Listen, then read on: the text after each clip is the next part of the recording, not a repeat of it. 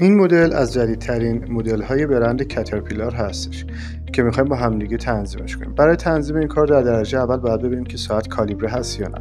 برای این کار دکمه سمت چپ بالا رو نگه می‌داریم تا موقعی که تمامی این شماره‌ها شروع به چرخش بکنن. در این حالت باید به ما ساعت 12 رو نشون میده که الان مشخصه که این ساعت کالیبره نیست.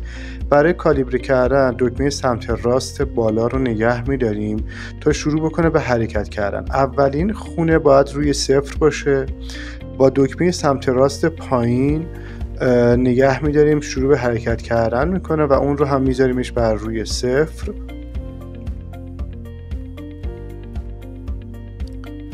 باید سعی کنید توی یک راستا باشن که بهتر ساعت رو نمایش بده و با دکمه چپ پایین نگه می‌داریم تا موقعی که حرکت کرد اون رو هم روی عدد 12 باید بذاریم. اینطوری ساعت ما کالیبره میشه که میتونیم بعد از اون ساعت رو تنظیم بکنیم. الان ساعت رو بذاریم روی 12. خب برای ذخیره این کار دکمه سمت چپ بالا رو که یک بار بزنیم الان ساعت رو کالیبره کردیم و تنظیم کردیم و داره ساعت رو به ما اشتباه نشون میده. ساعت الان 6 و 11 دقیقه هستش. برای این کار برای تنظیم خود ساعت دکمه سمت راست بالا رو نگه میداریم تا شروع کنه به حرکت کردن.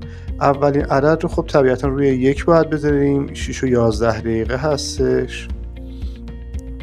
دومین عدد از پایین سمت چپ رو که سمت راست رو که فشار بدیم شروع میکنه به چرخیدن و روی 1 میذاریم دوباره. و حالا ساعت شمار رو باید تنظیم کنیم که دکمه سمت چپ پایین رو فشار میدیم و اون رو هم میذاریم روی 6. الان ساعت تنظیم شد. با ضرب دکمه سمت چپ بالا این تنظیمات رو ذخیره میکنه و به ما 6 و 11 دقیقه رو نشون میده.